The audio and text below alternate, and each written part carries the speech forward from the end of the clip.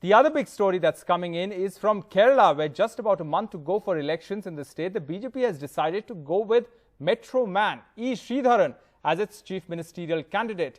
Kerala BJP chief had earlier made this recommendation to the central leadership, and now Union Minister V. Muralidharan has tweeted that Kerala BJP will fight Kerala polls with E. Sridharanji as its chief ministerial candidate. We will defeat both CPM and Congress to provide a corruption-free, development-oriented governance for the people of Kerala.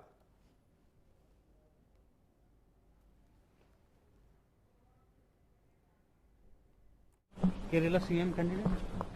Party has announced it. The party has announced that E. Sridharan will be the chief minister candidate. Let's go across to Sneha Merikoshi for more on this. Sneha, the big question is, will Mr. Sridharan change the game for the BJP in Kerala? What's the thinking there in the Kerala leadership? Well, actually, this for the BJP is a very big move, in the sense that at least the party is hoping that with a man like E. Sridharan being fielded as the chief minister candidate in Kerala may well increase its mass appeal. That's what the BJP is really focusing at this point. BJP in the state has only one MLA. That one MLA, O. Rajgopal, became the first BJP MLA in the last assembly elections. So that is something that the BJP is targeting. BJP also looking at, if you look at its track record in terms of the vote share, its vote share in 2016 assembly elections almost doubled, more than doubled when you compare it to the election before that, the assembly election before that.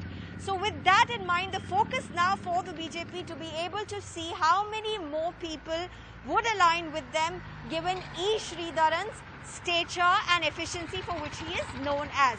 Now, how are the political rivals looking at this?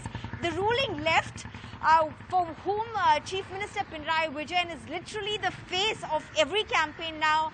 The whole peg of the campaign is the current Chief Minister Pinarayi Vijayan for the CPM-led left.